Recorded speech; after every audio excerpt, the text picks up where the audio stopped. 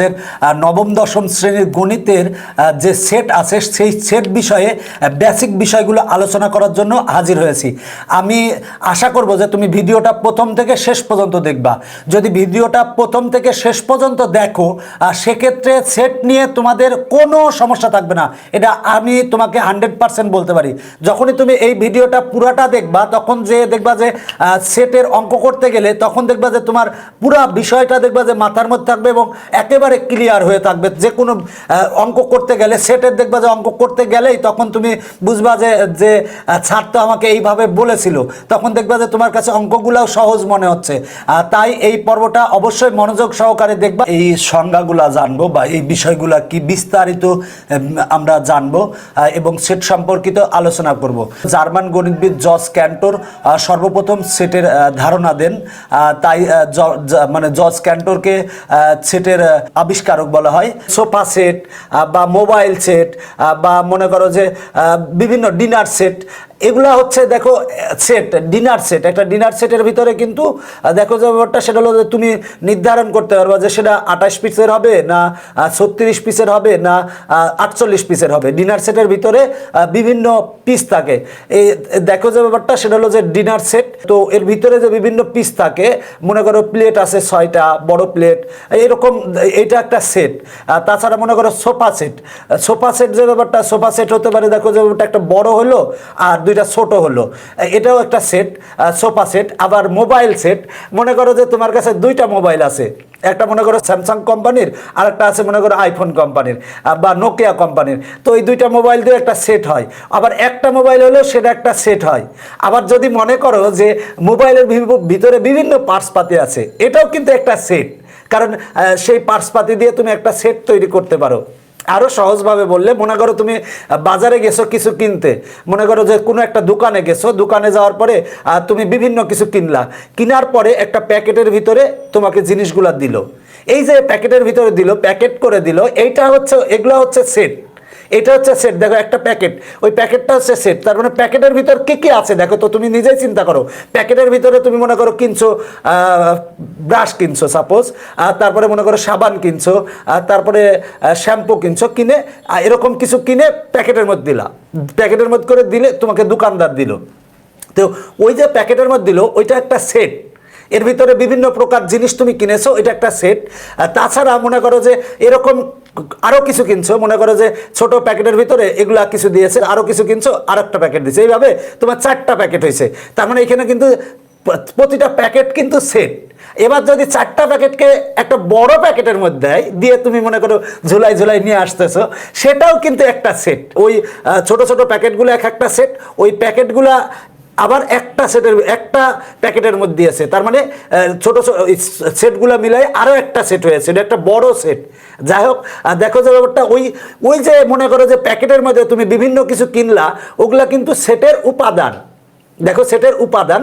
তো সেট তাহলে কাকে বলে? দেখো যদিও আমরা সেটের সংজ্ঞা আমরা পাঠ্য বইতে যে সংজ্ঞাটা পড়ি সেটা হলো যে বাস্তব বা চিন্তা জগতের সুসংজ্ঞায়িত বস্তুর সমাবেশ বা সংগ্রহকে সেট বলে। বাস্তব সেটা বাস্তব জগতের হতে পারে, আবার চিন্তা জগতেরও হতে পারে। যে বাস্তব বা চিন্তা জগতের সুসংজ্ঞায়িত, দেখো সুসংজ্ঞায়িতটা হওয়া গুরুত্বপূর্ণ। সুসংজ্ঞায়িত বস্তুর সমাবেশ বা সংগ্রহকে সেট বলে। বাস্তব বা চিন্তা জগতের সুসংজ্ঞায়িত বস্তুর সংগ্রহ, দেখো যে ব্যাপারটা তুমি সংগ্রহ করতে পারো। সংগ্রহ বলতে যে ব্যাপারটা তুমি মনে করো ডাক টিকিট সংগ্রহ করো, দেখা যাচ্ছে ডাক টিকিট তুমি 5টা সংগ্রহ করলা, সেটা মিলে কিন্তু একটা সেট হতে পারে। আবার যদি মনে করো যে তুমি একটা ডাক টিকিট সংগ্রহ করলা, সেটাও কিন্তু সেট। সেই সেটের উপাদান হচ্ছে একটা। এবার দেখো সমাবেশ, সংগ্রহ বা সমাবেশ। দেখো সমাবেশ বলতে মনে করো যে একসাথে তুমি মনে করো যে 5 জন ফ্রেন্ডকে একত্রিত করলা, ওই 5 জন বন্ধু মিলে কিন্তু দেখা যাচ্ছে যে একটা সেট হচ্ছে। সবচেয়ে বড় কথা, সেটের মূল কথা হলো আমরা বাস্তব জীবনের সব ক্ষেত্রেই কিন্তু সেট ব্যবহার করি। কলমের সেট বা চাবির রিংয়ের সেট বা বিভিন্ন কিছু কিনে আনতেছো, ওইটা মিলে একটা সেট তৈরি হতে পারে। এখন বাজারে যাই মনে করো চাল কিনলা, ডাল কিনলা, আলু কিনলা, মাছ কিনলা, সেগুলো মিলে একটা সেট হতে পারে।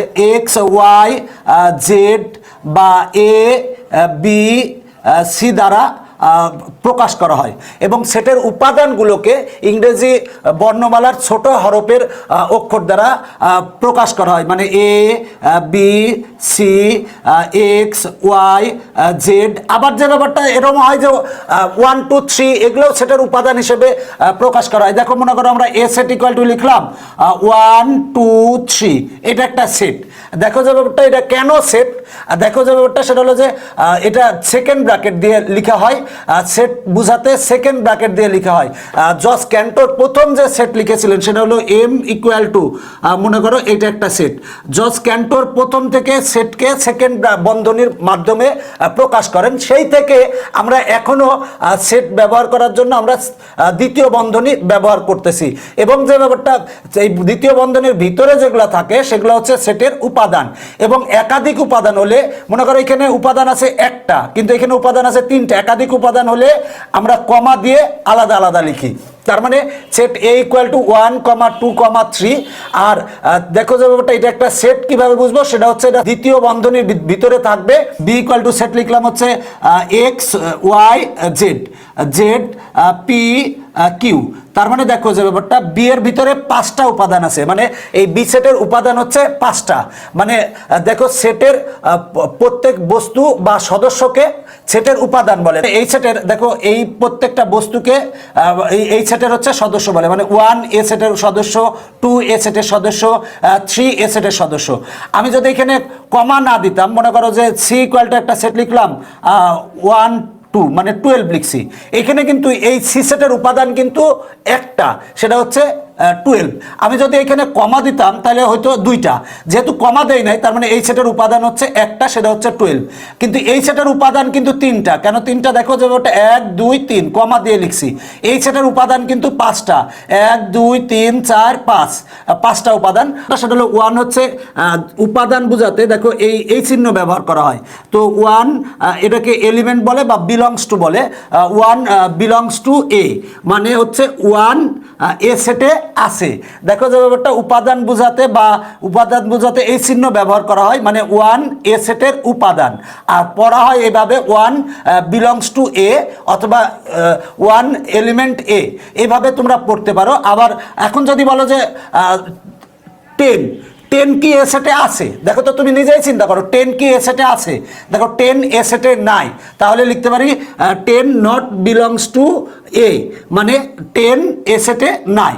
মানে আমরা পড়বো যে 10 ডাজ নট বিলংস টু এ, সংক্ষেপে অনেকে পড়ে 10 নট বিলংস টু এ, মানে 10 এ সেটে নাই। অথবা এভাবে পড়ে যে 10 নট এলিমেন্ট এ, মানে 10 হচ্ছে এ সেটের ভিতরে নাই।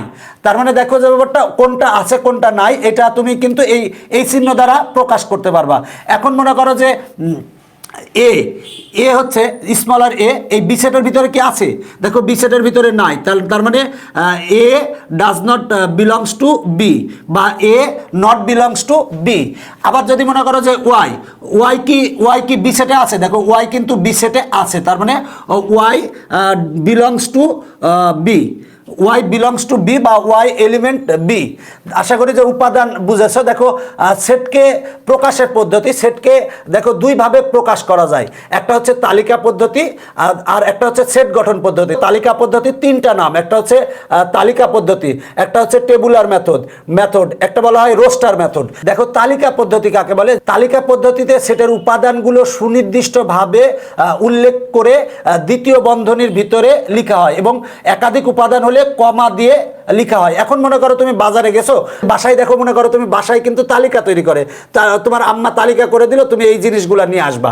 বললো যে চাল কিনে আনবা, তারপরে মনে করো যে বললো যে ডাল কিনে আনবা, এরকম মনে করো যে আর বললো যে মাছ কিনে আনবা। এই 3টা জিনিস তোমাকে কিনে আনতে বললো। তো দেখো এটা তালিকা আকারে আছে।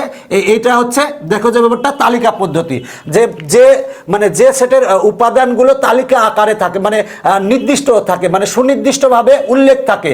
দেখো এটা একটা তালিকা পদ্ধতি, এটা একটা তালিকা পদ্ধতি, এটা একটা তালিকা পদ্ধতি, এটা একটা তালিকা পদ্ধতি। তার মানে যে সেটের উপাদান, মানে তালিকা পদ্ধতিতে সেটের উপাদানগুলো সুনির্দিষ্টভাবে উল্লেখ থাকে এবং সেটা দ্বিতীয় বন্ধনীর ভিতরে আবদ্ধ করে রাখা হয় এবং একাধিক উপাদান হলে কমা দিয়ে আলাদা করে লেখা হয়। সেট গঠন পদ্ধতিকে সেট বিল্ডার মেথড বা রুল মেথডও বলা হয়। এখন তুমি বলবা তালিকা পদ্ধতি থাকলেই তো সমস্যা ছিল না, কেন সেট গঠন পদ্ধতি আসলো? দেখো প্রথমে তালিকা পদ্ধতি পদ্ধতি ছিল, কিন্তু সেট গঠন পদ্ধতি যখন বলা হলো মনে করো যে 1 থেকে 1000 পর্যন্ত স্বাভাবিক সংখ্যাগুলো লিখো। এখন 1 থেকে 1000 পর্যন্ত স্বাভাবিক সংখ্যাগুলা যদি তুমি খাতায় লিখতে বসো সেক্ষেত্রে তোমার খাতা শেষ হয়ে যাবে।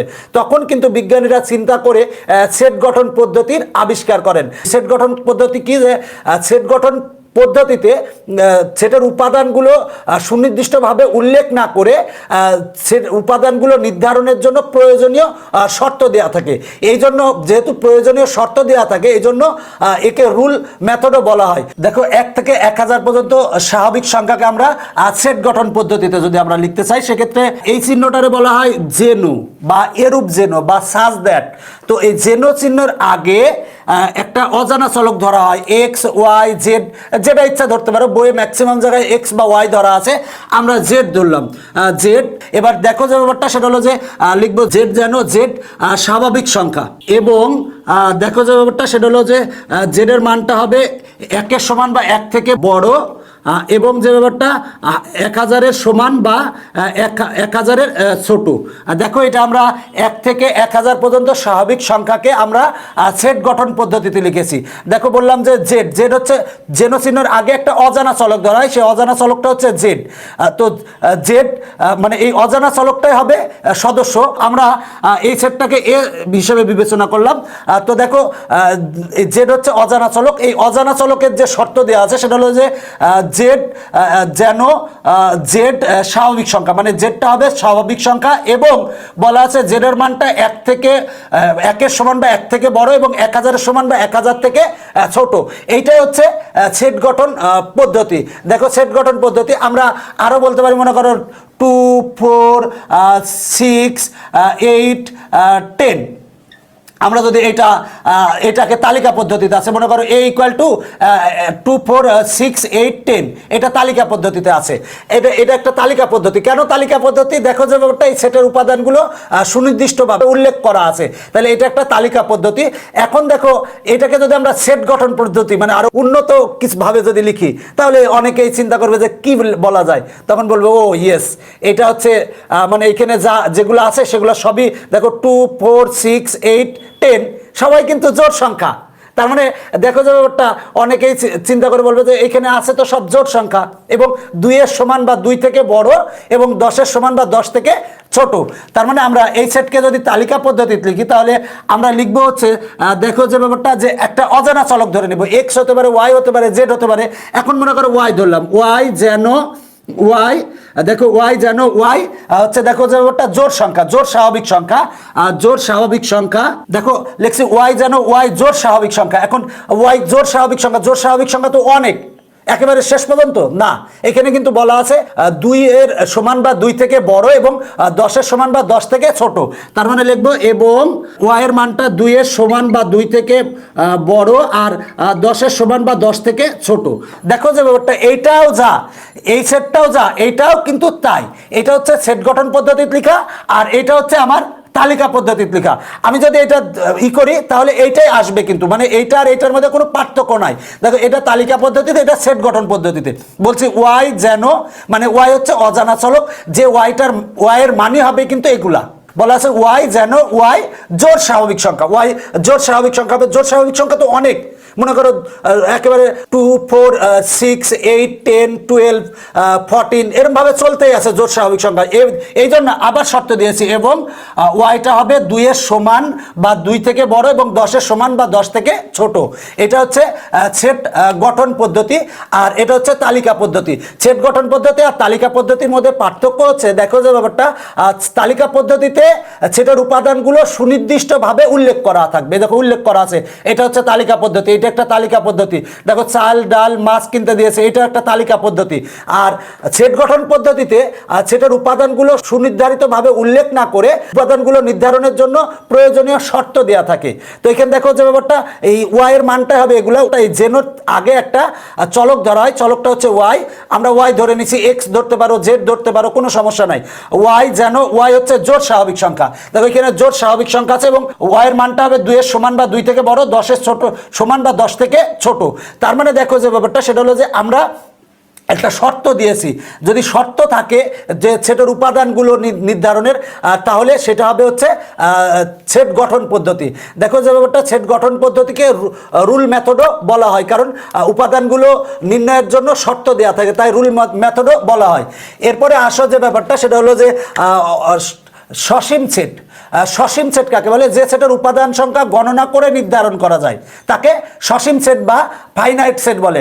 গণনা করে দেখো এই সেটের উপাদান কয়টা আছে, 1টা 2টা 3টা, এই সেটের উপাদান কয়টা আছে, 1টা 2টা 3টা 4টা 5টা, তার মানে এগুলো হচ্ছে সসীম সেট। এখানে উপাদান কয়টা আছে, 5টা, তাহলে এটা হচ্ছে সসীম সেট। এখানে উপাদান আছে কত, 1000টা, তার মানে এটাও কিন্তু সসীম সেট। এখানে উপাদান আছে কয়টা, উপাদান আছে 5টা, তার মানে এটা হচ্ছে সসীম সেট। যে সেটের উপাদান সংখ্যা গণনা করে নির্ধারণ করা যায় তাকে বলা হয় সসীম সেট বা ফাইনাইট সেট। এরপরে দেখো যে ব্যাপারটা, সেটা হলো অসীম সেট। দেখো অসীম সেটকে অনন্ত সেটও বলা হয়। অসীম সেটের ইংরেজি হচ্ছে ইনফাইনাইট সেট। দেখো অসীম সেট কাকে বলে? যে সেটের উপাদান সংখ্যা গণনা করে নির্ধারণ করা যায় না তাকে বলা হয় অসীম সেট। এখন দেখো যে ব্যাপারটা, সেটা হলো যে আমরা একটা সেট লিখলাম, মনে করো যে এন, এন হচ্ছে স্বাভাবিক সংখ্যা, স্বাভাবিক সংখ্যার একটা সেট লিখলাম, আর সেটা হচ্ছে 1 2 3 4, এভাবে চলতেই আছে অসীম পর্যন্ত। আমরা কিন্তু এখানে কয়টা উপাদান আছে সেটা কিন্তু আমরা বলতে পারবো না। সুতরাং এই স্বাভাবিক সংখ্যা সেট, মানে এন হচ্ছে স্বাভাবিক সংখ্যা সেট, তো এনকে স্বাভাবিক সংখ্যা সেট দ্বারা প্রকাশ করা হয়। দেখো স্বাভাবিক সংখ্যা সেট হচ্ছে অসীম সেট। দেখো এটার কিন্তু উপাদান সংখ্যা আমরা গণনা করে নির্ধারণ করতে পারবো না, তাই স্বাভাবিক সংখ্যার সেট একটি অসীম সেট। মানে অসীম সেট কাকে বলে? যে সেটের উপাদান সংখ্যা গণনা করে নির্ধারণ করা যায় না তাকে বলা হয় অসীম সেট। এরপরে দেখো মূলদ সংখ্যার সেট, মূলদ সংখ্যার সেটও কিন্তু অসীম সেট। তারপরে মনে করো যে পূর্ণ সংখ্যার সেট, সেটাও কিন্তু অসীম সেট।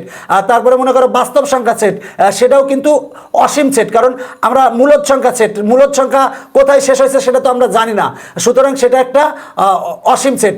এখন বললাম যে জোড় সংখ্যার সেট। এখন জোড় সংখ্যার সেট কিন্তু জোড় হতে পারে, দেখো যে 2 4 6 8, এইভাবে কিন্তু চলতেই থাকবে। এখানে কোথায় যে শেষ হবে আমরা কিন্তু বলতে পারবো না। সুতরাং জোড় সংখ্যার সেট হচ্ছে অসীম সেট বা অনন্ত সেট। আবার যদি মনে করো যে বিজোড় সংখ্যার সেট, সেটাও কিন্তু অসীম সেট বা অনন্ত সেট, মানে যেটা চলতেই থাকবে, আমরা উপাদান সংখ্যাগুলো গণনা করে নির্ধারণ করতে পারবো না, সেটা হচ্ছে অসীম সেট। এখন বাস্তবে আসো যে আকাশের তারা, আকাশের কত তারা আছে তুমি কি গণনা করে নির্ধারণ করতে পারবে? দেখা যাচ্ছে আকাশের তারা অসংখ্য তারা আছে, সুতরাং এটা হচ্ছে অসীম সেট। এরপরে দেখো যে ব্যাপারটা ফাঁকা সেট। ফাঁকা সেট কাকে বলে বা এমটি সেট কাকে বলে? যে সেটের কোনো উপাদান নেই তাকে বলা হয় ফাঁকা সেট। এখন যে সেটের কোনো উপাদান নাই বলতে আমি বললাম যে 8 থেকে বড় এবং 10 থেকে ছোট মৌলিক সংখ্যা সেট লিখো। মৌলিক সংখ্যা কয়টা আছে বলো? 8 থেকে বড়, 8 থেকে বড় স্বাভাবিক সংখ্যাগুলো 8 9 10। দেখো এর মধ্যে এই স্বাভাবিক সংখ্যাগুলোর মধ্যে কোনো মৌলিক সংখ্যা আছে যে 8 থেকে বড় এবং 10 থেকে ছোট? কোনো, দেখো যে এর ভিতরে কোনো মৌলিক সংখ্যা নাই, সুতরাং এই সেটটা হচ্ছে ফাঁকা সেট। এখন বলা হলো যে 3-এর বড় 4-এর ছোট। দেখো যে ব্যাপারটা বলছি, 3-এর বড় 4-এর ছোট স্বাভাবিক সংখ্যা লিখো। এখন দেখো 3-এর বড় 4-এর ছোট, 3-এর বড় হবে আর 4-এর ছোট হবে, তার মানে এই 3 এবং 4-এর মধ্যে হবে কি 3.1, এগুলো তো স্বাভাবিক সংখ্যা না, তার মানে এই সেটের কোনো উপাদান থাকবে না। দেখো ফাঁকা সেটকে আমরা এই চিহ্ন দ্বারা ফাঁকা সেট কে প্রকাশ করি। এখন দেখো যদি মনে করো কোনো সেটের উপাদান না থাকে, এই একটা সেট, তাহলে মনে করো যে এটা হলো ফাঁকা সেট। আবার দেখো যে ওটা ফাঁকা সেটকে আবার আমরা এই চিহ্ন দ্বারাও প্রকাশ করি, তার মানে ফাঁকা সেট কাকে বলে? যে সেটের কোনো উপাদান নেই তাকে বলা হয় ফাঁকা সেট। ফাঁকা সেটকে এই চিহ্ন দ্বারা প্রকাশ করা হয়, আবার এই চিহ্ন দ্বারাও প্রকাশ করা হয়, এই দুইটা চিহ্ন দ্বারাই প্রকাশ করা হয়। তো সুতরাং এটা হচ্ছে ফাঁকা সেট। আবার তোমরা আবার অতিরিক্ত করে চিন্তা করো যে এইটা দ্বারা ব্যবহার করতে যাও ফাঁকা সেট, হবে না, দুইটা যে কোনো একটা ব্যবহার করতে হবে, দুইটা ব্যবহার একসাথে করা যাবে না। তার মানে ফাঁকা সেট কি আমরা বুঝতে পেরেছি। এবার আসো আমরা ভেন চিত্র কি এইটা বুঝবো। দেখো ভেন চিত্র সেটা হলো যে সেটগুলাকে যদি চিত্রের মাধ্যমে প্রকাশ করা হয় তবে সেই চিত্রকে বলা হয় ভেন চিত্র।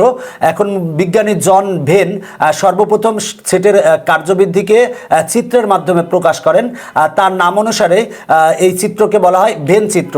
মনে করো A = আছে, A ইকুয়াল টু একটা সেট আছে, সেটে উপাদান আছে হচ্ছে 1 2, আর বি ইকুয়াল টু আরও একটা সেট আছে, এর উপাদান আছে মনে করো যে 2 3। এখন এই দুইটা সেটকে যদি আমরা চিত্রের মাধ্যমে প্রকাশ করি, মনে করো যে আমরা এই একটা বৃত্ত অঙ্কন করলাম, এখানে আর একটা বৃত্ত অঙ্কন করলাম। এখন এবার দেখো যে ব্যাপারটা, এই একটা আয়তক্ষেত্র অঙ্কন করলাম, এই আয়তক্ষেত্র অঙ্কন করছি। এখন দেখো এটা হচ্ছে এ, এটা হচ্ছে বি। আচ্ছা, এর উপাদান 1 2, বি এর উপাদান হচ্ছে 2 3, দুইটার কমন হচ্ছে 2, তার মানে কমন অংশ হবে হচ্ছে 2। এরপরে দেখো এখানে হবে 1 আর এখানে হলো 3। দেখো এর উপাদান কত কত আছে, 1 আর 2 আছে, 1 আর 2 আছে। বি এর উপাদান কত কত আছে, 2 আর 3 আছে, 2 আর 3 আছে। আর দেখো যে ব্যাপারটা সেটা হলো যে আমরা এই দুইটা সেটকে চিত্রের মাধ্যমে প্রকাশ করেছি। এই চিত্রকেই ভেন চিত্র বলা হয়। ভেন চিত্র সর্বপ্রথম আবিষ্কার করেন হচ্ছে জন ভেন, তার নাম অনুসারে এই চিত্রকে বলা হয় ভেন চিত্র।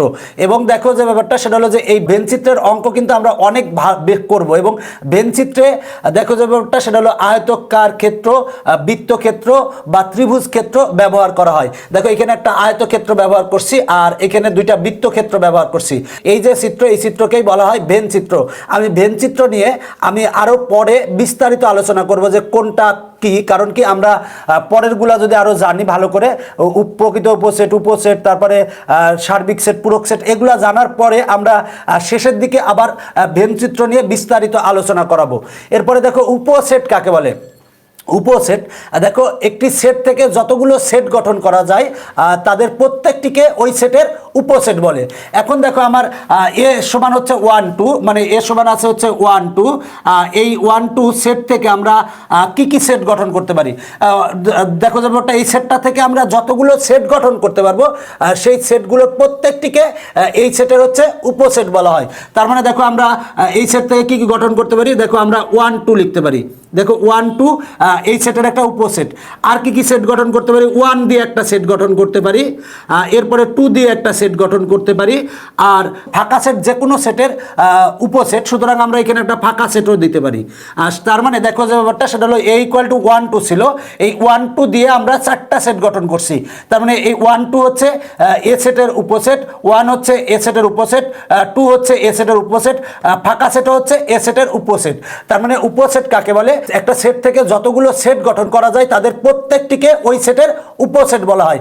এখন মনে করো যে আমরা এ ইকুয়াল টু লিখলাম হচ্ছে 1 2 1 2, আর বি ইকুয়াল টু লিখলাম মনে করো যে 1 2 3 লিখলাম, আবার সি ইকুয়াল টু লিখলাম হচ্ছে মনে করো যে 1 2 5 6। এখন দেখো উপসেটের চিহ্ন, এটা হচ্ছে উপসেটের চিহ্ন। আবার অনেকে মনে করো যে এইটা উপসেটের চিহ্ন বলে, এটা ভুল, এটা হচ্ছে প্রকৃত উপসেটের চিহ্ন। দেখো এটা হচ্ছে উপসেটের চিহ্ন। দেখো তো এর প্রত্যেকটা উপাদান বিতে আছে নাকি, দেখো তো এর প্রত্যেকটা উপাদান কিন্তু বিতে আছে। তাহলে আমরা লিখতে পারি এ উপসেট বি, এইটা লিখতে পারি। দেখো এর প্রত্যেকটা উপাদান কিন্তু বিতে আছে, তার মানে এ হচ্ছে বি এর উপসেট। আবার দেখো বি এর প্রত্যেকটা উপাদান কি সিতে আছে, দেখো 1 আছে, 2 আছে, 3 কিন্তু নাই। তার মানে আমরা বলবো যে বি হচ্ছে, দেখো সি এর উপসেট নয়, উপসেট নয় বুঝাতে এখানে একটা দাগ দেওয়া হয়, মানে বি সি এর উপসেট নয়। এটা আবার এইভাবে পড়া হয় এ বি এর উপসেট। আবার ইংরেজিতে পড়া হয় হচ্ছে যে এ সাবসেট অফ বি, আবার এইভাবে। আর এটার ক্ষেত্রে এ নট সাবসেট অফ সি। তার মানে দেখো এর প্রত্যেকটা উপাদান বিতে আছে, তার মানে এ বি এর উপসেট। আবার বি এর প্রত্যেকটা উপাদান কিন্তু সিতে নয়, তার মানে বি সি এর উপসেট নয়। এখন দেখো যে ব্যাপারটা সেটা হলো যে আমার এখানে কি এ সি এর উপসেট, দেখো তো এ সি এর উপসেট নাকি, এর 1 2 আছে, এর উপাদান 1 2 কিন্তু সিতে আছে, তার মানে এ সি এর উপসেট। দেখো এ হচ্ছে সি এর উপসেট, এটা হচ্ছে উপসেটের চিহ্ন। তো উপসেটের সংজ্ঞা হচ্ছে একটা সেট থেকে যতগুলো সেট গঠন করা যায় আর সেই সেটগুলোর প্রত্যেকটিকে ওই সেটের উপসেট বলা হয়। এখন মনে করো যে নবম শ্রেণীর ছাত্রছাত্রী, তোমাদের স্কুলে মনে করো 1 থেকে 10 পর্যন্ত আছে। এখন বললাম নবম শ্রেণীর ছাত্রছাত্রী, নবম শ্রেণীর ছাত্রছাত্রী কি তোমাদের বিদ্যালয়ের ভিতরে আছে? আছে। তার মানে কি নবম শ্রেণীর ছাত্রছাত্রী তোমাদের বিদ্যালয়ের ছাত্রছাত্রীর হচ্ছে উপসেট। এখন যদি বলা হয় একাদশ শ্রেণীর ছাত্রছাত্রী, একাদশ শ্রেণীর ছাত্রছাত্রী কি তোমাদের স্কুলে আছে? দেখা যাচ্ছে তোমাদের স্কুল হচ্ছে 1 থেকে 10ম শ্রেণী পর্যন্ত, তার মানে একাদশ শ্রেণী কিন্তু তোমাদের স্কুলে নাই। সুতরাং একাদশ শ্রেণী কিন্তু তোমাদের স্কুলের একাদশ শ্রেণীর ছাত্রছাত্রী তোমাদের স্কুলের শ্রেণীর ছাত্রছাত্রীর উপসেট হবে না। তো দেখো উপসেট আশা করি তোমরা বুঝতে পেরেছো। এরপরে দেখো প্রকৃত উপসেট কাকে বলে। কোন সেট থেকে গঠিত উপসেটগুলোর মধ্যে যে সেটের উপাদান সংখ্যা প্রদত্ত সেটের উপাদান সংখ্যা অপেক্ষা কম তাদেরকে প্রকৃত উপসেট বলে। দেখো আমরা এ সেট থেকে আমরা উপসেট পেয়েছিলাম 4টা, তার মানে দেখো এর উপাদান ছিল 2টা, এই উপাদান থেকে কম হতে হবে। এখানে আমরা 1, 2 থেকে সেট গঠন উপসেট হয়েছিল 4টা, 1টা 2টা 3টা 4টা। এর মধ্যে দেখো যে ব্যাপারটা যেটা এই সেট থেকে কম, দেখো 1 কিন্তু কম, এখানে কিন্তু 2টা উপাদান ছিল, এখানে কিন্তু উপাদান 1টা, এখানে 1টা উপাদান, এখানে 2টা ছিল। তার মানে এটা হচ্ছে প্রকৃত উপসেট, এটা প্রকৃত উপসেট, আর ফাঁকা সেট যে কোনো সেটের প্রকৃত উপসেট। 1, 2 হচ্ছে দেখো যে ব্যাপারটা প্রকৃত উপসেট না। যদি সমান হয় তাহলে প্রকৃত উপসেট হবে না। প্রকৃত উপসেট হতে হলে নিয়ম হচ্ছে যে উপাদান সংখ্যা মানে এইটার আমরা উপসেট বের করছি এই 4টা, এই উপাদান সংখ্যা এর থেকে কম হতে হবে, সমান হলে হবে না। যেটা সমান হবে সেটা প্রকৃত উপসেট হবে না, সেটা উপসেট হবে। কিন্তু যেগুলো মানে কম সেগুলোকে বলা হয় প্রকৃত উপসেট। মানে কোন সেটের উপসেটগুলোর মধ্যে যে উপসেটগুলোর উপাদান সংখ্যা প্রদত্ত সেটের উপাদান থেকে কম সেই সেটগুলোকে বলা হয় প্রকৃত উপসেট। দেখো প্রকৃত উপসেট এই সেটের উপসেট হচ্ছে 4টা, কিন্তু প্রকৃত উপসেট হচ্ছে 3টা। দেখো এর প্রকৃত উপসেট হচ্ছে 3টা। এখন মনে করো যে এ কমা বি কমা সি, আমরা এইখান থেকে কয়টা সেট গঠন করতে পারি? প্রথম সেট গঠন করতে পারি সেটা হলো এ বি সি। এরপরে সেট গঠন করতে পারি হচ্ছে এ বি। এরপরে সেট গঠন করতে পারি এ সি। এরপরে সেট গঠন করতে পারি দেখো যে ব্যাপারটা বি সি। এরপরে সেট গঠন করতে পারি এ দিয়ে একটা সেট, বি দিয়ে একটা সেট, সি দিয়ে একটা সেট, আমরা আর ফাঁকা সেট আরেকটা গঠন করতে পারি। দেখো 1টা 2টা 3টা 4টা 5টা 6টা 7টা 8টা পেয়েছি। দেখো আমরা এই সেট থেকে আমরা সেট গঠন করছি হচ্ছে 8টা। দেখো তার মানে এই সেটের দেখো উপাদান ছিল 3টা, আমরা তার মানে উপসেট পেয়েছি হচ্ছে 8টা। এবং প্রকৃত উপসেট কয়টা? দেখো এখানে এইটা কিন্তু প্রকৃত উপসেট না। যে প্রকৃত উপসেটের সংজ্ঞাই হচ্ছে যে এই সেটের থেকে উপাদান কমপক্ষে একটা কম হবে, মানে কম হবে, উপাদান কম হবে। তার মানে দেখো এইটাই কিন্তু এইটা আর এটা সমান, মানে এ বি সি এখানেও আছে, এখানেও এ বি সি আছে। সুতরাং এটা কিন্তু প্রকৃত উপসেট নয়। এ বি আর দেখো এ বি এটার ভিতরে আছে কিন্তু সি বেশি আছে, তার মানে দেখো যে ওটা এটা প্রকৃত উপসেট। এসি কিন্তু এটার ভিতরে আছে, এর উপাদান আছে 3টা, এর উপাদান কিন্তু 2টা। সুতরাং দেখো যে ব্যাপারটা এসি হচ্ছে এই সেটের হচ্ছে প্রকৃত উপসেট, বিসি হচ্ছে প্রকৃত উপসেট। মানে এই এ বি সি এইটা হচ্ছে বাদ দিয়ে বাকিগুলা হচ্ছে এই সেটের প্রকৃত উপসেট। মনে করো এ সেট কিন্তু এ সেটের উপসেট কিন্তু প্রকৃত উপসেট নয়। মানে যে কোনো সেট তার নিজের কিন্তু উপসেট, কিন্তু প্রকৃত উপসেট না। কারণ কি দেখো বি সেট বি = 2, 3, বি কিন্তু বি এর হচ্ছে উপসেট, প্রকৃত উপসেট নয়। কোনো সেটের উপাদান সংখ্যা যদি n হয় তাহলে এর উপসেটের সংখ্যা হবে 2 n। কেন 2 n? দেখো আমরা উপাদান ছিল হচ্ছে 1, 2, এটার আমরা উপসেট কত পেয়েছি? 1টা 2টা 3টা 4টা। তার মানে n এর মান যদি 2 হয় তাহলে 2 n 2 = 4, মানে আমরা উপাদান সংখ্যা পাচ্ছি 4টা। তার মানে যে ব্যাপারটা সেটা হলো n এর মান যদি 3 হয়, দেখো 3 হলে n এর মান 3 হলে আমরা উপসেট পেয়েছিলাম হচ্ছে 8টা। তার মানে 2 দেখো n এর মান হচ্ছে 3, মানে উপাদান সংখ্যা, n হচ্ছে উপাদান সংখ্যা, n এর মান যদি 3 হয় তাহলে 2 মানে 8। তার মানে আমরা দেখো যে ব্যাপারটা উপসেট পাবো হচ্ছে 8টা। তার মানে এখানে n এর মান 3, তার মানে উপসেট পেয়েছি 8টা। আর প্রকৃত উপসেট কত পাবো?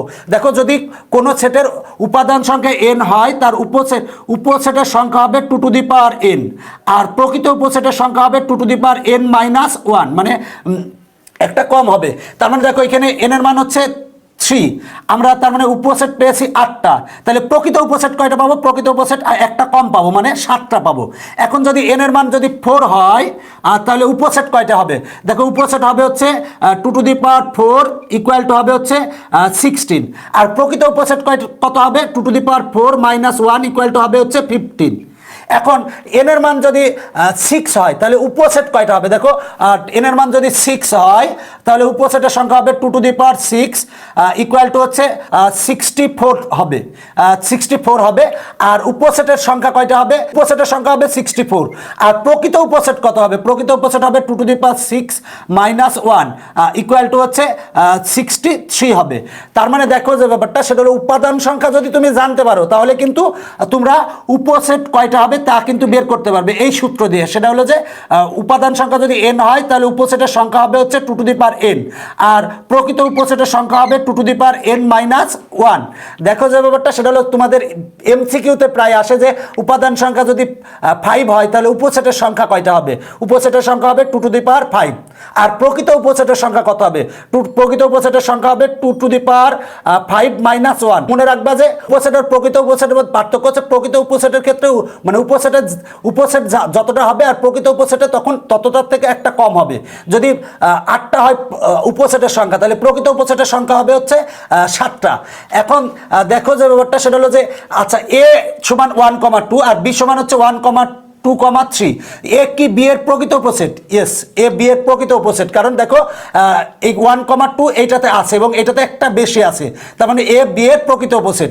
এ কি সি এর প্রকৃত উপসেট? হ্যাঁ, এ হচ্ছে সি এর প্রকৃত উপসেট। দেখো 1,2 সিতে আছে এবং সিতে দুইটা উপাদান বেশি আছে, তাহলে এ হচ্ছে সি এর প্রকৃত উপসেট। মনে রাখবা যে ফাঁকা সেট যে কোনো সেটের হচ্ছে প্রকৃত উপসেট। তো আশা করি যে উপসেট প্রকৃত উপসেট তোমরা বুঝতে পেরেছো। এবার দেখবো আমরা সেটের সমতা। দুটি সেটের উপাদান একই হলে সেট দুটিকে সমান বলা হয়। দেখো সেট এ সমান লিখলাম 1,2, আবার বি সমান লিখলাম হচ্ছে 1,2 লিখলাম। তার মানে কি এ এবং বি সেট দুটি হচ্ছে সমান, তার মানে আমরা লিখতে পারি এ ইকুয়াল টু বি। দেখো যে ব্যাপারটা যে কোনো সেটের উপাদানগুলোর পুনরাবৃত্তি ঘটলে বা ক্রম পরিবর্তন করলেও সেটের কোনো পরিবর্তন হয় না। আমরা এ সমান লিখছি এইটা, বি সমান এটা লিখছি, সি সমান মনে করো লিখলাম হচ্ছে 2,1 আর 2,1। তার মানে দেখো যে এ সেটেও যা আছে বি সেটেও তাই আছে, সি সেটেও তাই আছে। তার মানে আমরা লিখতে পারি A equal to B equal to C লিখতে পারি। কিন্তু আবার যদি মনে করো যে এ ইকুয়াল টু 1,2 লিখা আছে, বি ইকুয়াল টু লিখা আছে মনে করো যে 1,1,1,1,2,2, দেখো যে ব্যাপারটা আমার সমান কখন হবে? যদি উপাদান একই হয়। এখানে কিন্তু ক্রম পরিবর্তন হয়েছে, মানে আগে পিছে গেছে, বা একই সংখ্যা বা একই অঙ্ক বা একই বস্তু যদি পুনরাবৃত্তি ঘটে সেটার কোনো পরিবর্তন হবে না। দেখো এখানে 1 আছে আর এখানে 4টা 1 আছে, তো 4টা 1 থাকলেও কিন্তু একটা 1 হিসেবে আমরা বিবেচনা করব। আর যদি এখানে 2 আছে, এখানে 2টা 2 আছে, সেক্ষেত্রেও দেখো যে ব্যাপারটা এ ইকুয়াল টু বি সমান কখন হবে? দুটি সেটে যদি উপাদান উপাদান যদি একই হয়, উপাদান কিন্তু ভিন্ন ভিন্ন হওয়া যাবে না। আর সে উপাদান যদিও পুনরাবৃত্তি ঘটছে, আমি আগেই বলেছি যে কোনো সেটের উপাদানের যদি ক্রম পরিবর্তন হয় বা পুনরাবৃত্তি ঘটে সেক্ষেত্রে সেটের কোনো পরিবর্তন হবে না।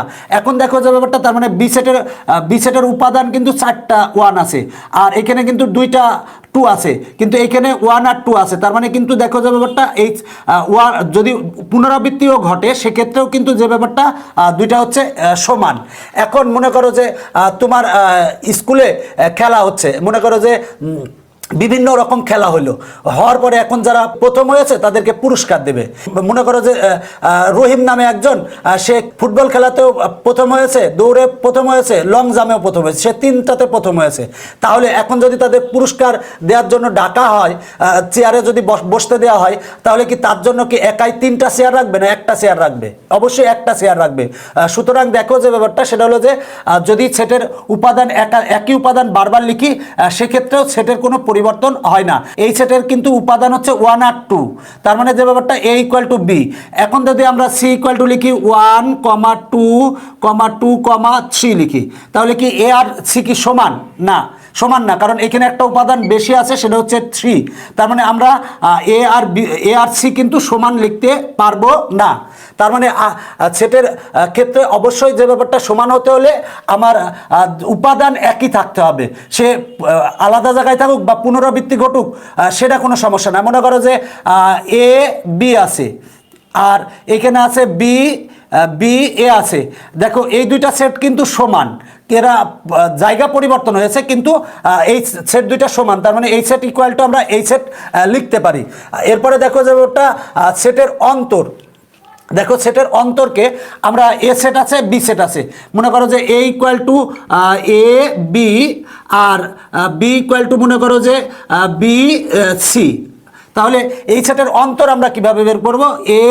এটারে পড়া হয় এ বাদ বি, দেখো এ বাদ বি পড়া হয়, এটারে বাদ পড়া হয়, মানে এ বাদ বি, মানে এ সেটের উপাদানগুলো থেকে বি সেটের উপাদানগুলো বাদ দেওয়ার পর এ সেটে যে উপাদানগুলো থাকবে সেটা হবে হচ্ছে এ বাদ বি। আমরা এ বাদ বি যদি করি তাহলে এ লিখলাম, এ হচ্ছে এ কমা বি বাদ বি হচ্ছে বি কমা সি। এখন দুইটা সেটের যেগুলো কমন উপাদান আছে সেটা বাদ দিব, দেখো বি এইটাতেও আছে, এইটাতেও আছে, তার মানে বাদ। এবার এই দেখো এই সি কিন্তু আসবে না, আসবে প্রথম সেটে যেগুলো আছে সেগুলো আসবে।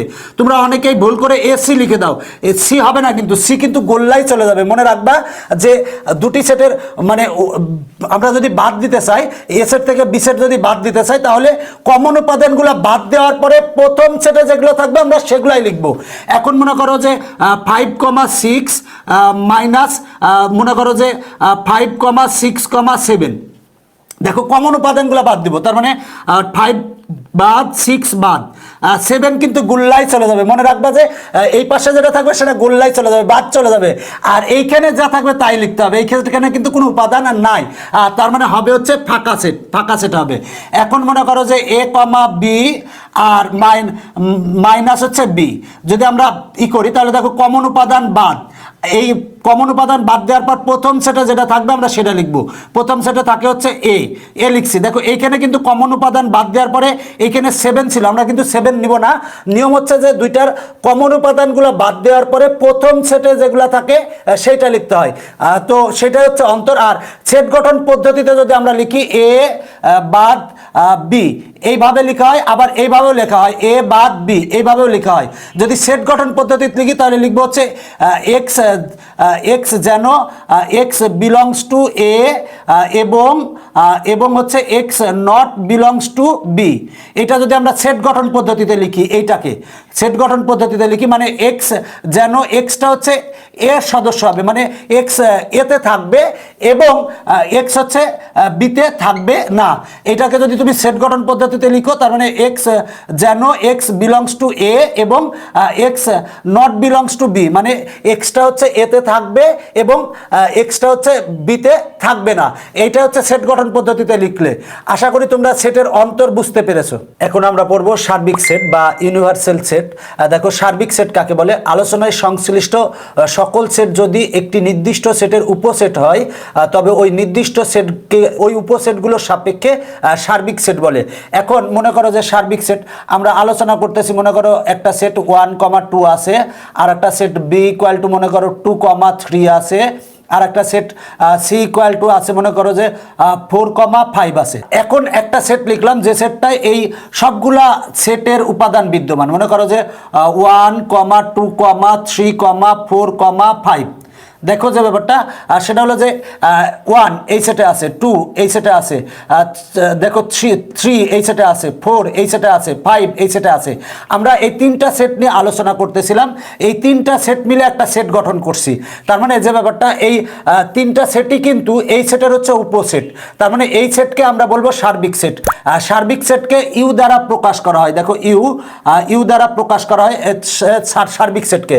দেখো সার্বিক সেট হচ্ছে যে আমরা কয়েকটা সেট নিয়ে আলোচনা করতেছি, সেই সেটগুলো যদি একটা নির্দিষ্ট সেটের উপসেট হয় তাহলে এই সেটগুলোর সাপেক্ষে এই সেটকে সার্বিক সেট বলা হয়। তার মানে দেখো যে একটা সার্বিক সেটে এই এ বি সি এই সেটের সবগুলো উপাদান কিন্তু এই সেটে আছে, সুতরাং এই সেটকে সার্বিক সেট বলা হয়। তার মানে এ বি সি এই তিনটা সেটের সাপেক্ষে ইউ হচ্ছে সার্বিক সেট। এরপরে দেখো যে ব্যাপারটা সেটা হলো পূরক সেট।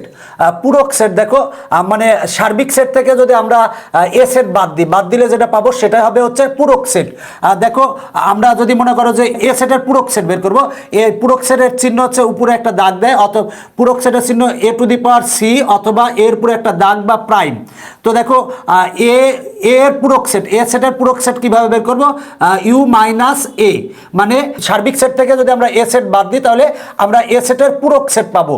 তার মানে দেখো আমরা পূরক সেট কত পাবো, সেটা হলো ইউ থেকে যদি আমরা এ বাদ দিই তার মানে 1 আর 2 কমন উপাদান বাদ চলে গেলে থাকে হচ্ছে 3, 4, 5, মানে এ প্রাইম ইকুয়াল টু 3,4,5। এখন যদি বলা হয় যে সি প্রাইম ইকুয়াল টু কত, দেখো C prime equal to U minus C. দেখো ইউ থেকে যদি আমরা সি মাইনাস করি তার মানে ইউ এবং সি এর কমন উপাদান বাদ দিব, মানে 4, 4 বাদ, 5, 5 বাদ, থাকে হচ্ছে 1, 2, 3। তার মানে 1, 2, 3 এটা হচ্ছে সি সেটের পূরক সেট, মানে C prime equal to U minus C. তার মানে পূরক সেট হচ্ছে সার্বিক সেট থেকে যদি এ সেটের উপাদানগুলো বাদ দেওয়ার পরে সার্বিক সেটের মানে বাদ দেওয়ার পরে যে উপাদানগুলো থাকবে সেটাই হচ্ছে পূরক সেট, এ সেটের পূরক সেট। মানে এ বাদে যে উপাদানগুলো আছে, মনে করো আমরা যদি বেন চিত্রে দেখি যদি মনে করো এখানে বেন চিত্রে আছে এ সমান মনে করো আছে 1 আর ইউ হচ্ছে মনে করো ইউ এর উপাদান হচ্ছে 2। তার মানে যে ব্যাপারটা এ প্রাইম ইকুয়াল টু কোনগুলা, তার মানে এ সেটের এই বৃত্তটা বাদ যাওয়ার পরে যেগুলো থাকবে সেটা হচ্ছে এ প্রাইম, মানে এ প্রাইম হচ্ছে যেগুলা, এইটুকু হচ্ছে এ প্রাইম। তার মানে এ প্রাইম ইকুয়াল টু হবে হচ্ছে ইউ মাইনাস এ।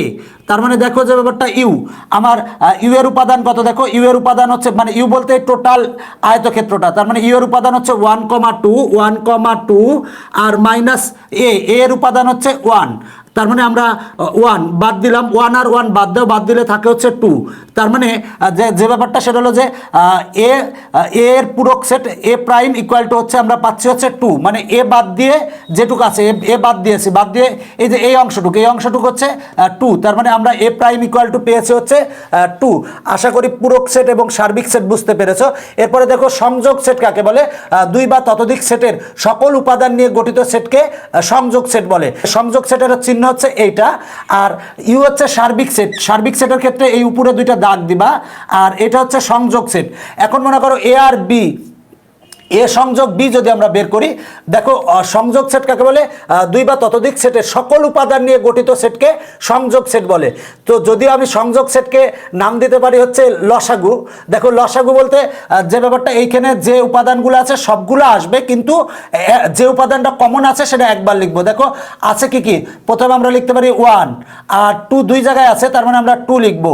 এরপরে হচ্ছে 3, তার মানে এ সংযোগ বি ইকুয়াল টু 1, 2, 3, এটা পড়া হয় এ সংযোগ বি।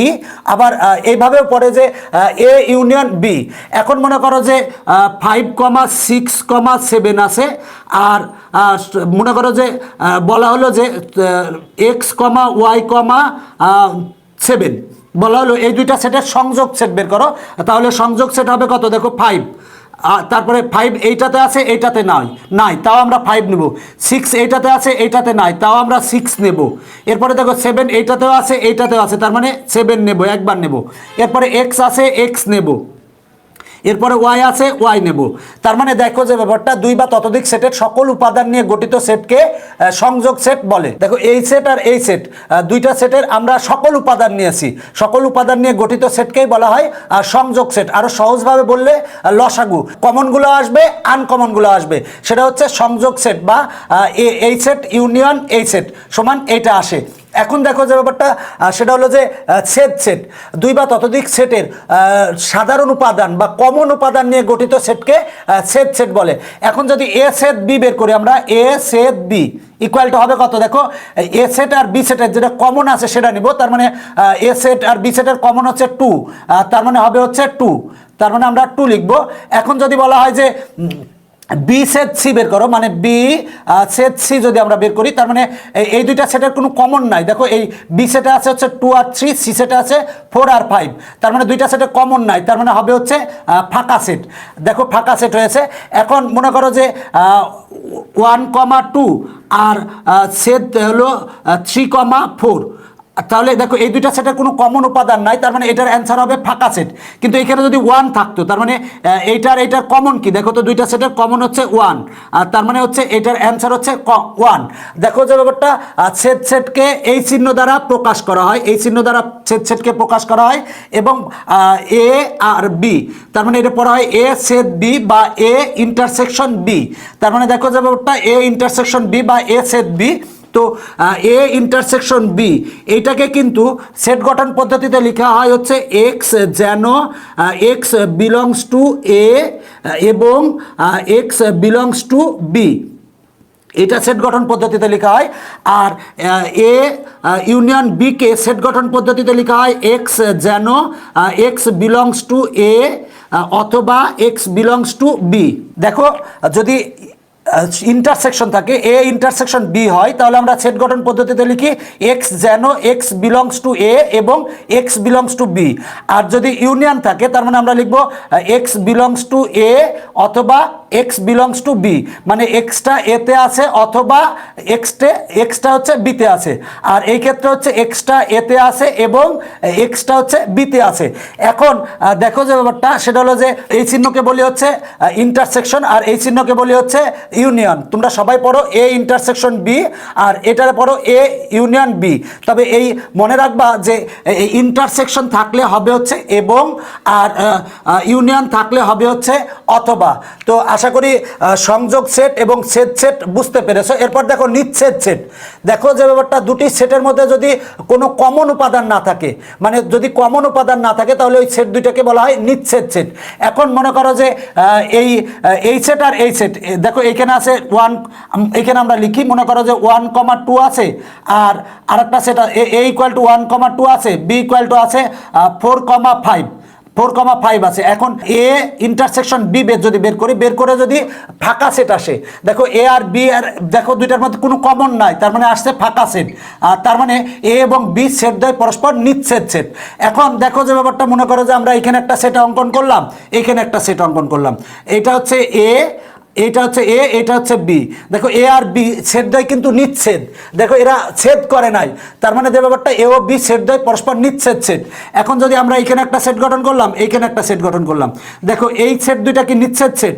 দেখো এই দুইটা সেট কিন্তু নিচ্ছেদ সেট না, কারণ দেখো যে ব্যাপারটা এখানে কমন আছে, তার মানে যে ব্যাপারটা দুইটা সেটকে যদি আমরা ইন্টারসেকশন বের করি বা সেট সেট বের করে যদি ফাঁকা সেট পাই, তাহলে ওই সেট দুটিকে নিচ্ছেদ সেট বলে। দেখো তো এইখানে এ আর বি কি নিচ্ছেদ সেট নাকি? দেখো এ আর বি কিন্তু নিচ্ছেদ সেট, কারণ এই দুইটার মধ্যে কমন আছে 2, কমন আছে 2। এখন দেখো যে ব্যাপারটা এটা 4 আছে, এটা 5 আছে, আর এখানে আছে 1,2।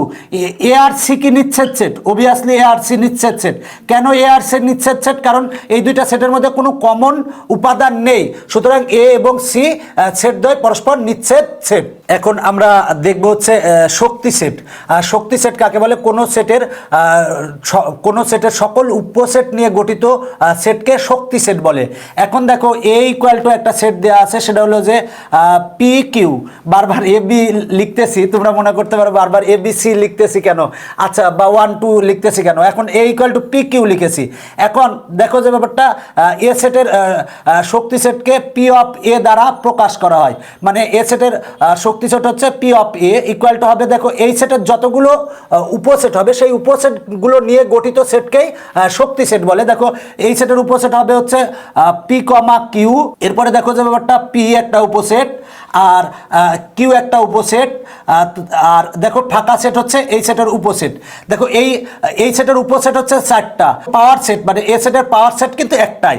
দেখো পার্থক্য একটা, অনেকেই মিলাই ফেলে যে উপসেট আর শক্তি সেট এর মধ্যে মিলাই ফেলো, বাট উপসেট কাকে বলে? যে একটা সেট থেকে যতগুলো সেট গঠন করা যায় সেই সেটের প্রত্যেকটাকে ওই সেটের উপসেট বলা হয়। দেখো এই সেটের উপসেট হচ্ছে 4টা, মানে একটা দুইটা তিনটা চারটা, এই সেটের উপসেট হচ্ছে চারটা। আর শক্তি সেট কাকে বলে? কোনো সেটের সকল উপসেট নিয়ে গঠিত সেটকে মানে এই সেটের উপসেট চারটা আছে, এই চারটা উপসেট নিয়ে যে একটা সেট গঠন করলাম, দেখো সেট গঠন করছি কারণ সেকেন্ড ব্র্যাকেট দিয়েছি, সেট গঠন করছি, তার মানে এইটা হচ্ছে এই এ সেটের হচ্ছে পাওয়ার সেট বা শক্তি সেট। দেখো যদি থাকে মনে করো যে পি কমা কিউ কমা আর, এটা মনে করো যে বি ইকুয়াল টু, তাহলে এখন বললাম যে বি সেটের শক্তি সেট বের করো, তার মানে P of B equal to কত হবে? দেখো এই সেটের যতগুলো উপসেট আছে সেই উপসেটগুলো নিয়ে যে আমরা একটা সেট গঠন করব, সেই সেটকেই বলা হয় শক্তি সেট বা পাওয়ার সেট। এর উপসেট কি কি হবে? উপসেট হবে হচ্ছে পি কমা কিউ কমা আর, এরপরে হবে হচ্ছে পি কিউ হবে, এরপরে হবে হচ্ছে পি আর হবে, এরপরে হবে হচ্ছে দেখো পি কিউ পি আর আর হচ্ছে কিউ আর, এরপরে হবে দেখো সেটা হলো যে পি, তারপরে কিউ আর একটা হবে ফাঁকা সেট। তার মানে দেখো যে ব্যাপারটা, আমরা যদি এই বি সেটের উপসেট পেয়েছি আমরা, এগুলা ফাঁকা সেট কিন্তু বি সেটের উপসেট, আর কিন্তু এই সেটের উপসেট, পি কিন্তু এই সেটের উপসেট, পি কিউ কিন্তু এই সেটের উপসেট, এই সেটের বি সেটের উপসেট হচ্ছে 8টা।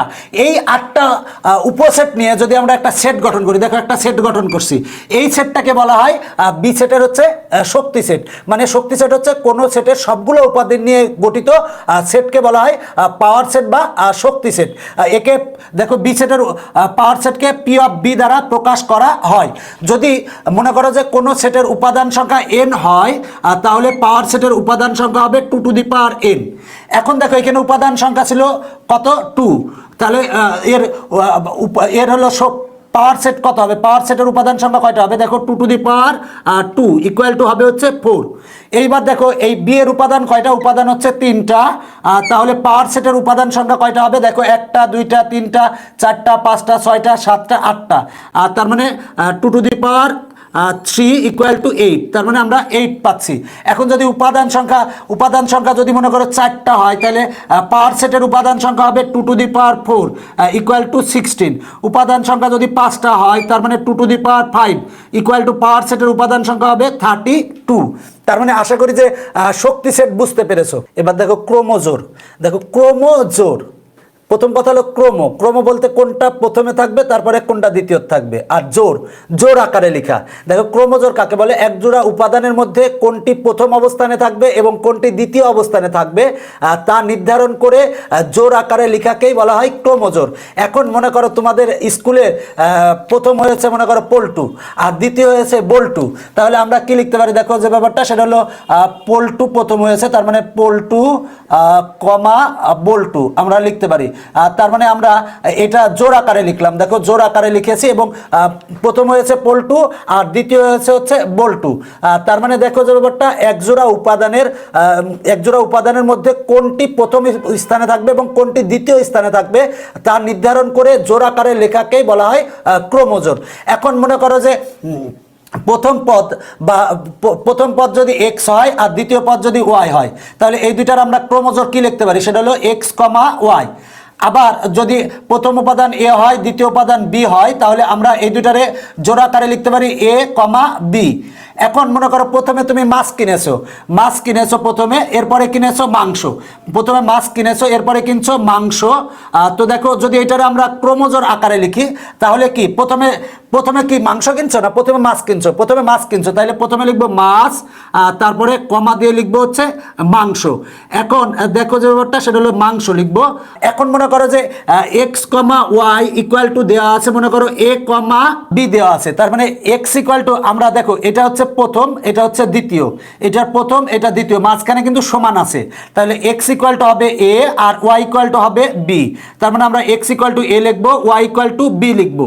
এই টাইপের অঙ্ক কিন্তু তোমাদের অনেকগুলাই আছে। মনে করো যে এরম আছে X plus Y comma 6 equal to আছে হচ্ছে 5 কমা হচ্ছে এক্স মাইনাস 2y আছে। এখন বলা হলো যে এক্স মানে এক্স কমা ওয়াই নির্ণয় করো, বলা হলো যে X comma Y equal to কত।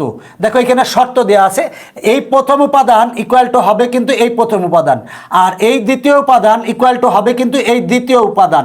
আর তার মানে দেখো যে ব্যাপারটা আমরা লিখতে পারি X plus Y equal to 5, মানে X plus Y equal to 5, আর এই 6 ইকুয়াল টু এটা লিখতে পারি, মানে x minus 2y equal to আমরা 6 লিখতে পারি। এটা হচ্ছে দেখো আমরা লিখতে পারি। এখন মনে করো X comma Y equal to 2,3 লেখো। তার মানে দেখো যে ব্যাপারটা এক্স এর ভ্যালু হচ্ছে 2 আর ওয়াই এর ভ্যালু হচ্ছে 3। যদিও সমাধান করার সময় তোমরা এই অঙ্কগুলো অনেক বেশি ব্যবহার করো। এখন আমরা দেখব কার্তেশীয় গুণচ্ছেদ। দেখো কার্তেশীয় গুণচ্ছেদ বলতে আমার মনে করো এ ইকুয়াল টু 1 দেওয়া আছে আর বি ইকুয়াল টু দেওয়া আছে হচ্ছে 2,3 দেওয়া আছে। এখন আমরা এটার এ ক্রস বি বের করলাম। এ ক্রস বি ইকুয়াল টু কত হবে, দেখো 1 ক্রস বি, বি সমান হচ্ছে 2,3। এখন দেখো 1 এর সাথে 2 হবে মানে 1,2, আর আবার 1 এর সাথে 3 হবে মানে 1,3। দেখো যে ব্যাপারটা এইটা এই যে আমরা বের করলাম এ ক্রস বি, এ ক্রস বি সমান পেয়েছে কি, এই একটা ক্রোমোজোর এই একটা ক্রোমোজোর, এই ক্রোমোজোরের সেটকেই বলা হয় কার্তেশীয় গুণচ্ছেদ। মানে এ দেওয়া আছে বি দেওয়া আছে, এটা যদি আমরা এ ক্রস বি বের করি এটারে বলা হয় এ ক্রস বি। দেখো এ ক্রস বি, এ ক্রস বি বের করি তাহলে আসে দেখো যে ব্যাপারটা সেটা হলো যে এইটা আসে, এই দুইটা ক্রোমোজোম নিয়ে গঠিত সেটকে বলা হয় কার্তেশীয় গুণচ্ছেদ। আর তার মানে দেখো যে ব্যাপারটা, তবে এটা হবে কিন্তু সবসময় প্রথমে, দেখো এ হচ্ছে প্রথমে হবে, দেখো এইটাতে প্রথমে আছে, এর উপাদানগুলো হবে প্রথমে, তার মানে এর উপাদান আছে 1, তার মানে 1 প্রথমে আছে, এইখানে 1 প্রথমে আছে। আর বি এর উপাদানগুলো কিন্তু পরে হবে, দেখো যে ব্যাপারটা বি এর উপাদান 2, আবার এখানে বি এর উপাদান হচ্ছে 3 পরে হয়েছে। এখন যদি মনে করো যে মনে করো এক্স কমা ওয়াই আর বলা হলো cross x comma y comma Z, এইটার যদি আমরা কার্তেশীয় গুণচ্ছেদ বের করি তাহলে দেখো যে ব্যাপারটা হবে হচ্ছে এই এক্স এর সাথে এই এক্স হবে মানে এক্স কমা এক্স, এরপরে হবে হচ্ছে এই এক্স এর সাথে ওয়াই হবে মানে এক্স কমা ওয়াই, এরপরে হবে দেখো এ এক্স এর সাথে জেড হবে তার মানে এক্স কমা জেড, এরপরে হবে ওয়াই এর সাথে এক্স তার মানে ওয়াই কমা এক্স, আর এই ওয়াই এর সাথে এই ওয়াই হবে তার মানে ওয়াই কমা ওয়াই, এই ওয়াই এর সাথে জেড হবে তার মানে ওয়াই এর সাথে জেড হবে। আর এই টোটালটাকে একটা সেট দিলাম, এটা হচ্ছে কার্তেশীয় গুণচ্ছেদ। কার্তেশীয় গুণচ্ছেদের ক্ষেত্রে ভিতরে কিন্তু ফার্স্ট ব্র্যাকেট হয়, এই ভিতরে কিন্তু প্রথম বন্ধনী হয়। এখন মনে করো এ ইকুয়াল টু 1 2 আর বি ইকুয়াল টু মনে করো যে 1,2,3 দেওয়া আছে। তাহলে যদি আমরা এ ক্রস বি বের করি তার মানে এ সমান হচ্ছে 1,2 আর ক্রস বি সমান দেখো আমার হচ্ছে 1,2,3, 1,2,3। আমরা যদি এটা ক্রস করি তাহলে 1,1 হবে, এরপরে 1,2 হবে মানে 1 এর সাথে 1, 1 এর সাথে 2, 1 এর সাথে 3 হবে তার মানে 1,2 1,3, এরপর 2 এর সাথে 1 হবে মানে 2,1 2,2 আবার 2,3 হবে মানে 2 এর সাথে হবে 1, 2 এর সাথে হবে 2, 2 এর সাথে হবে 3 এবং মাঝখানে একটা করে কমা হবে এবং টোটালটা একটা সেকেন্ড ব্র্যাকেট হবে। এটা হচ্ছে কার্তেশীয় গুণচ্ছেদ।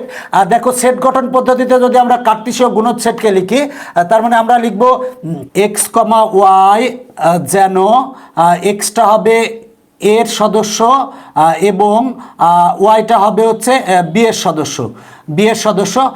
আমরা যদি মনে করো যে এ এবং বি এই দুটা সেটকে যদি সেট গঠন পদ্ধতিতে লিখি সেক্ষেত্রে কিন্তু এক্স কমা ওয়াই যেন হবে হচ্ছে এক্স বিলংস টু এ এবং ওয়াই বিলংস টু বি হবে। তার মানে যে ব্যাপারটা সেটা হলো যে এক্সটা হবে এর সদস্য আর ওয়াইটা হবে বি এর সদস্য, মানে এক্স বিলংস টু এ এবং ওয়াই বিলংস টু বি হবে। দেখো এখন কার্তেশীয় গুণচ্ছেদ আশা করি বুঝছো। দেখো আমার সবগুলাই বোঝানো হয়েছে। তোমাদের এই সেট অনুশীলনীতে যে টপিকসগুলো আছে সেগুলো সুন্দর করে বুঝাই দিয়েছি যাতে তোমাদের সমস্যা না হয়। এখন আমরা বলেছিলাম যে ভেনচিত্র নিয়ে বিস্তারিত আলোচনা করব। দেখো ভেনচিত্রের অনেক সময় চিত্র দেওয়া থাকে, এখন বলা হয় যে কোনটা কি সেইটা কিন্তু জানার দরকার আছে। আমরা যদি মনে করো যে এই একটা বৃত্ত অঙ্কন করলাম আর একটা বৃত্ত অঙ্কন করলাম আর এটা হচ্ছে সার্বিক সেট ইউ। এই আয়তক্ষেত্র দ্বারা আমরা সার্বিক সেট ইউ ধরলাম, আর এই বৃত্তটারে এ ধরলাম, এই বৃত্তটারে বি ধরলাম। এখন বলা হয় যে কোনটা কি, এটা অনেক সময় চিত্র দিয়ে এমসিকিউতে পরীক্ষায় আসে, সুতরাং এটা গুরুত্ব সহকারে দেখবা। এ ইন্টারসেকশন বি, এখন বললো এ ইন্টারসেকশন বি কোনটুক। এখন দেখো যে এ আর বি এর কমন অংশটাই হচ্ছে এ ইন্টারসেকশন বি, তার মানে এ ইন্টারসেকশন বি হচ্ছে এইটুক, তার মানে এ ইন্টারসেকশন বি হচ্ছে এইটুক। আর আরেকটু যে ব্যাপারটা সেটা হলো যে যদি বলা হয় এ বাদ বি কোনটা, এ হচ্ছে এইটা আর বি হচ্ছে এইটা, শুধু এ কোনটা, মানে এ বাদ বি মানে হচ্ছে শুধু এ, মানে এই দেখো এ বাদ বি হচ্ছে এইটুক, এইটুক হচ্ছে এ বাদ বি, এটা হচ্ছে এ বাদ বি। আর তার মানে এখন দেখো যে ব্যাপারটা বি বাদ এ কোনটা, তাহলে আমরা বি বাদ এ কোনটুক পাবো। তার মানে দেখো যে ব্যাপারটা বি বাদ এ বলতে বুঝাবে হচ্ছে বি বাদ এ, মানে বি থেকে এর অংশটুক বাদ দেবো, বি বাদ এ হচ্ছে এই অংশটুক বি বাদ এ, দেখো এই অংশটুক হচ্ছে বি বাদ এ। এখন এটা হচ্ছে বিবাদ এ। এখন বলা হলো দেখো যে ব্যাপারটা আরও একটা চিত্র আঁকি যাতে তোমরা আরও বেশি ভালো বুঝো, এই জন্য সেটা হলো মনে করো যে আমরা একটা আঁকলাম এই একটা চিত্র, একটা বৃত্ত দিয়েছি, এটা মনে করো যে এ, আর এটা হচ্ছে সার্বিক সেট। তাহলে এ কোনটুক, এ হচ্ছে এই টোটাল বলটুকি হচ্ছে বৃত্তটুকি হচ্ছে এ, আর এ প্রাইম কোনটুক, দেখো এ বা এর পূরক সেট কোনটা, এর পূরক সেট হবে কিন্তু দেখো যে ব্যাপারটা এ বাদ দিয়ে বাকি অংশটুক, মানে এর পূরক সেট হবে এইটুক হচ্ছে এর পূরক সেট, দেখো এইটুক হচ্ছে এর পূরক সেট। এখন আমি একটা বড় করে চিত্র আঁকবো যাতে তোমরা একটা এ, এটা হচ্ছে বি, আর এটা হচ্ছে সি। এখন আমি বড় করে আঁকছি কেন একটু পরে বলতেছি, সেটা হলো যে এটা হচ্ছে সার্বিক সেট ইউ, এটা হচ্ছে এ, এটা বি, এটা হচ্ছে সি। এখন বলা হলো যে ভেনচিত্র দেখাও A intersection B intersection C কোনটুক। দেখো A intersection B intersection C কোনটা, সেটা হলো যে এই যে কমন অংশটুক, তিনটারই কমন অংশ এটা হচ্ছে A intersection B intersection C, মানে তিনটারই কমন অংশ এইটা। এখন বলা হলো যে A union B union C কোনটুক, তার মানে A union B union C বলতে দেখো এইটা মানে কমন টুক একবারই হবে, তার মানে এই টোটালটুক হচ্ছে এ ইউনিয়ন বি, এইটুক হচ্ছে A union B union C, তার মানে এইটুক হচ্ছে এ ইউনিয়ন বি ইউনিয়ন, দেখো আমি যে দাগ দিচ্ছি এটা হচ্ছে A union B union C. তার মানে এখন যদি বলা হয় যে A union B union C এরপরে প্রাইম, তাহলে কোনটুক, তার মানে এই তিনটুক বাদ দিয়ে বাকিটুক, তার মানে হবে হচ্ছে দেখো যে ব্যাপারটা A union B union C prime সমান হবে দেখো যে ব্যাপারটা এই অংশটুক হলো A union B union prime, এই অংশটুক। এই জিনিসগুলো তোমাদের ভালো করে বোঝার দরকার আছে, কারণ এগুলো অনেক সময় তোমাদের এমসিকিউতে আসে এবং কাজে লাগে। এখন আমি একটা বৃত্ত অঙ্কন করলাম এটা B, A intersection B prime সমান কোনটুক, দেখো এ ইন্টারসেকশন বি প্রাইম, তাহলে দেখো এ ইন্টারসেকশন বি, তার মানে এই কমন অংশটুক বাদ দিয়ে বাকিটুক, এটা হচ্ছে এ আর এটা হচ্ছে বি, এ ইন্টারসেকশন বি টোটালটার উপর প্রাইম। মনে করো যে বলা হলো যে এ ইন্টারসেকশন বি টোটালটার উপর প্রাইম, এইটা সমান কত, তার মানে এ আর বি, এ ইন্টারসেকশন বি মানে হচ্ছে এই কমন অংশটুক হচ্ছে এ ইন্টারসেকশন বি, আর এ ইন্টারসেকশন বি টোটালটার উপর প্রাইম ইকুয়াল টু কত হবে, তার মানে এইটুক বাদ দিয়ে বাকিটুক, মানে এইটুক বাদ দিয়ে বাকিটুক বলতে এই অংশটুক, এই অংশগুলো হবে হচ্ছে এ ইন্টারসেকশন বি, এই টোটালটার উপরে প্রাইম, এই অংশটুক হবে হচ্ছে এ ইন্টারসেকশন বি এরপরে প্রাইম। এখন দেখো আমি একটা বৃত্ত অঙ্কন করলাম, এটা হচ্ছে এ, এটা হচ্ছে বি। এখন দেখো যে ব্যাপারটা সেটা হলো বলা হলো যে এ প্রাইম কোনটুক, দেখো এ প্রাইম এটা যদি ইউ হয় তাহলে দেখো এ প্রাইম এই এ বৃত্তটা বাদ দিয়ে বাকিটুক, মানে এ প্রাইম বলতে বোঝাবে হচ্ছে এই এ বৃত্ত বাদ দিয়ে বাকিটুক, মানে এ প্রাইম, দেখো এ প্রাইম হবে এই এ বৃত্ত বাদ দিয়ে বাকিটুক। আচ্ছা বি প্রাইম কোনটুক, তার মানে বি বৃত্ত বাদ দিয়ে বাকিটুক হচ্ছে বি প্রাইম। এখন যদি বলা হয় মনে করো যে আর এটা অঙ্কন করলাম, এখন বলা হলো যে মনে করো যে এ বাদ বি কোনটুক, দেখো এ বাদ বি হচ্ছে এই অংশটুক, মানে এটা হচ্ছে এ, এটা হচ্ছে বি, তার মানে এ বাদ বি হবে দেখো এই অংশটুক এ বাদ বি। আর যদি বি বাদ এ বলা হয় তার মানে বি বাদ, দেখো বি বাদ এ মানে বি থেকে এর কমন অংশটুক বাদ যাবে, তার মানে বি বাদ এ হচ্ছে এইটুক হচ্ছে বি বাদ এ, আর এটা হচ্ছে এ ইন্টারসেকশন বি, দেখো এ ইন্টারসেকশন বি, আর টোটালটা হচ্ছে ইউ। দেখো এরকম চিত্র কিন্তু পরীক্ষায় অনেক আসে। এখন মনে করো যে ক্রিকেট খেলা পছন্দ করে হচ্ছে 50 জন। সাপোজ দেখো ভালো করে একটা অঙ্ক আমি বলি তোমাদের, ক্রিকেট খেলা পছন্দ করে 50 জন, এটা হচ্ছে সি। আর এটা হচ্ছে ফুটবল, ফুটবল খেলা পছন্দ করে হচ্ছে 60 জন। এখন দেখো যে ব্যাপারটা সেটা হলো যে শুধু ক্রিকেট খেলা পছন্দ, এবার বলা হলো যে ক্রিকেট ও ফুটবল খেলা পছন্দ করে হচ্ছে 10 জন। বললাম যে ক্রিকেট খেলা পছন্দ করে হচ্ছে 50 জন, আর ফুটবল খেলা পছন্দ করে হচ্ছে 60 জন। ক্রিকেট ও ফুটবল খেলা পছন্দ করে হচ্ছে 10 জন, মানে এটা হচ্ছে 10, এইটুকু হচ্ছে 10, এই যে এইটুকু এই অংশটুকু হচ্ছে 10। এখন শুধু ক্রিকেট খেলা পছন্দ করে কয়জন, তার মানে দেখো ক্রিকেট খেলা পছন্দ করে 50 জন, ফুটবল খেলা পছন্দ করে হচ্ছে 60 জন। এখন আমাকে যদি বলা হয় যে শুধু ক্রিকেট খেলা পছন্দ করে কয়জন, তার মানে দেখো শুধু ক্রিকেট খেলা পছন্দ করে হচ্ছে এই অংশটুকু, দেখো এই অংশটুকু হচ্ছে শুধু ক্রিকেট খেলা পছন্দ করে। তার মানে দেখো যে ব্যাপারটা শুধু ক্রিকেট খেলা পছন্দ করে হবে হচ্ছে টোটালটা হচ্ছে 6, ক্রিকেট খেলা পছন্দ করে হচ্ছে 50 জন, 50 জন থেকে ক্রিকেট এবং ফুটবল খেলা পছন্দ করে হচ্ছে 10 জন, তার মানে 10 বিয়োগ হবে, তার মানে ইকুয়াল টু 40। তার মানে 40 জন শুধু ক্রিকেট খেলা পছন্দ করে। এখন যদি বলে শুধু ফুটবল খেলা পছন্দ করে কতজন, শুধু ফুটবল, যদি শুধু ফুটবল বলে তার মানে শুধু ফুটবল খেলা পছন্দ করে এই অংশটুক, আর তার মানে শুধু ফুটবল খেলা পছন্দ করবে হচ্ছে দেখো ফুটবল খেলা পছন্দ করে টোটাল হচ্ছে 60 জন, আর ক্রিকেট ও ফুটবল খেলা পছন্দ করে হচ্ছে 10 জন। তাহলে শুধু ফুটবল খেলা কতজন পছন্দ করবে, তার মানে 60 বিয়োগ 10 সমান হবে হচ্ছে 50 জন, তার মানে অ্যান্সার হচ্ছে 50 জন।